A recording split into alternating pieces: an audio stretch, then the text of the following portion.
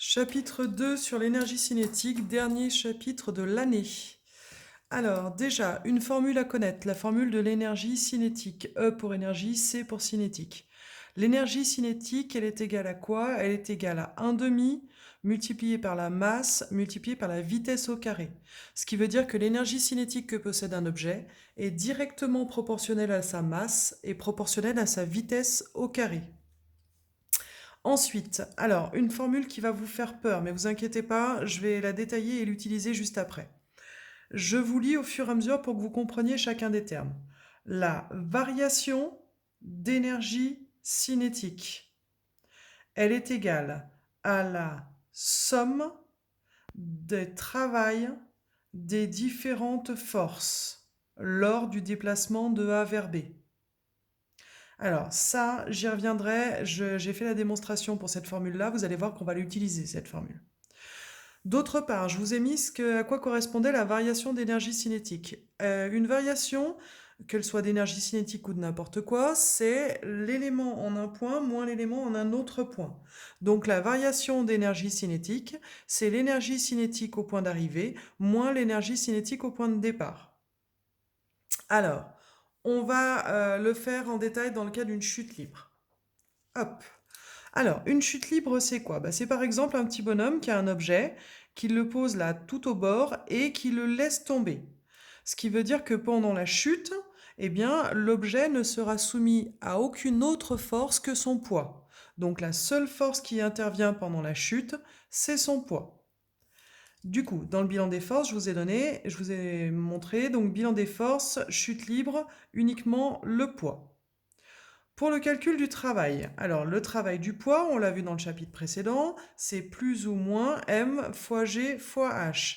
Ici, l'objet, il descend. On a dit que quand un objet descendait, le poids était moteur et donc on mettait le plus. Donc l'objet descend, je mets donc le plus. Ce qui fait que le travail du poids, c'est plus m fois g fois h. J'ai pas écrit le plus, il n'est pas forcément utile ici. Ensuite, la variation d'énergie cinétique. Je vous l'ai mis ici, énergie cinétique au point d'arrivée moins énergie cinétique au point de départ. Je vous l'ai renoté là, énergie cinétique au point d'arrivée, je l'ai appelé B, moins énergie cinétique au point de départ, je l'ai appelé A. Une énergie cinétique, quelle qu'elle soit, c'est ce qui est marqué ici, c'est 1 demi multiplié par la masse multiplié par la vitesse au carré. Du coup, l'énergie cinétique au point B, c'est 1 demi multiplié par la masse multiplié par la vitesse au point B au carré. Moins, et puis l'énergie cinétique au point A, eh bien 1 demi multiplié par la masse multiplié par la vitesse du point A au carré.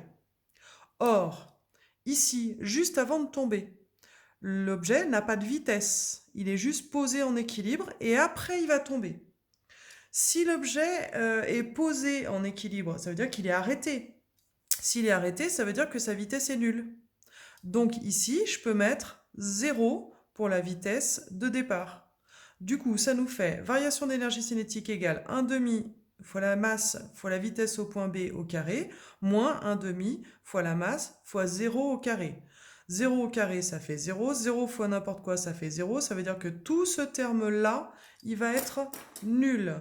Tout ce terme-là, on va pouvoir l'enlever. Du coup, la variation d'énergie cinétique, c'est 1 demi de m VB carré.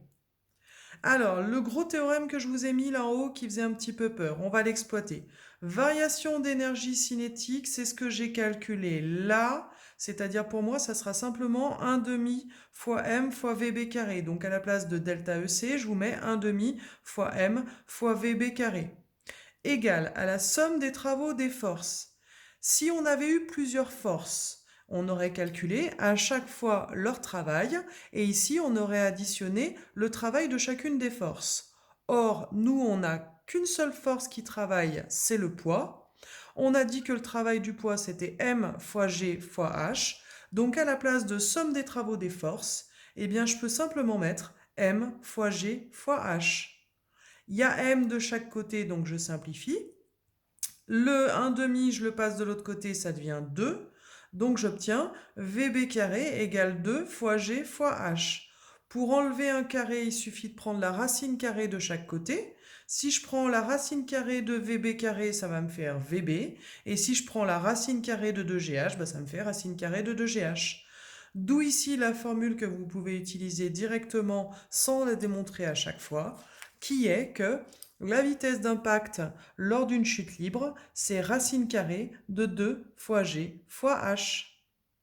G étant l'intensité de pesanteur, h la dénivellation, c'est-à-dire la hauteur de chute, et puis v, donc la vitesse d'impact en mètres par seconde. Alors, pour la suite, on a besoin de sécurité routière. Alors,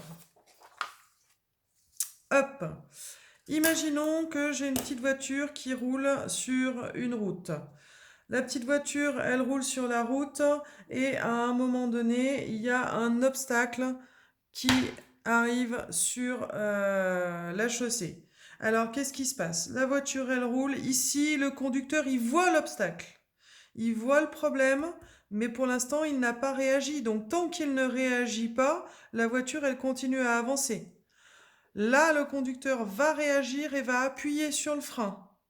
À partir du moment où le conducteur appuie sur le frein, la voiture va continuer encore à avancer, mais cette fois, elle freine. Elle va freiner pour arriver jusqu'à un moment à s'arrêter. Du coup, entre le moment où le conducteur voit le problème et le moment où il appuie réellement sur le frein, en moyenne, il s'écoule 1 seconde. Alors ça peut varier si la personne est alcoolisée, si la personne est sous médicaments, si la personne a pris des stupéfiants, etc., etc. Donc là, il y a pas mal de paramètres qui peuvent jouer là-dessus. En moyenne, c'est 1 seconde. Donc pendant que la personne réagit, eh bien, la voiture va parcourir une certaine distance. C'est ce qu'on appelle la distance de réaction. À partir du moment où le conducteur freine, la voiture va freiner mais ne s'arrête pas immédiatement. Elle parcourt quand même une certaine distance. C'est ce qu'on appelle la distance de freinage. Alors ça va dépendre de quoi? Ça va dépendre de l'état des pneus de la voiture, ça va dépendre de la route, ça va dépendre de l'état des freins, ça va dépendre est-ce que la route est mouillée, verglacée, etc., etc. En sécurité routière, on part souvent de distance d'arrêt. Eh bien, la distance d'arrêt, c'est tout ça. C'est-à-dire la somme de la distance de réaction plus la distance de freinage.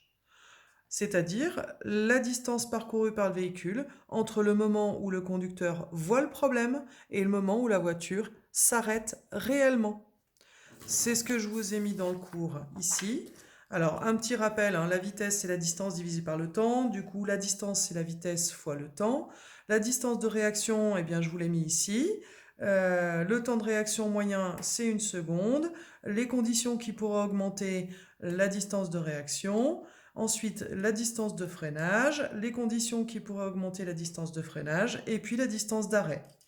Je vous ai remis ici la formule qui dit que la distance d'arrêt, c'est quoi? C'est la distance de réaction plus la distance de freinage. Et puis pour ceux qui passent le code, je vous ai mis quelques petits exemples. Quand on va à 50 km/h, la distance de réaction, c'est 14 mètres et la distance de freinage, c'est 14 mètres. Donc ça veut dire qu'à 50 km/h, on parcourt quand même 28 mètres avant d'arrêter réellement une voiture. Et vous voyez que ça va augmenter de façon très importante. Quand on est à 130 km/h, on parcourt 36 mètres sans même avoir freiné. C'est-à-dire 36 mètres pendant le temps où votre cerveau fait le lien entre votre œil qui voit le problème et votre pied qui appuie sur le frein. Et puis encore 93 mètres ici, eh bien c'est la distance que va parcourir votre voiture avant qu'elle s'arrête. Ça, c'est des distances moyennes, ces distances de freinage. Bien sûr, si vous avez une voiture qui est en mauvais état, une route qui est verglacée, etc., eh bien, ces distances-là, elles peuvent augmenter très significativement. Je vous ai remis mon petit mail et petite danse de la joie, nous avons terminé le programme.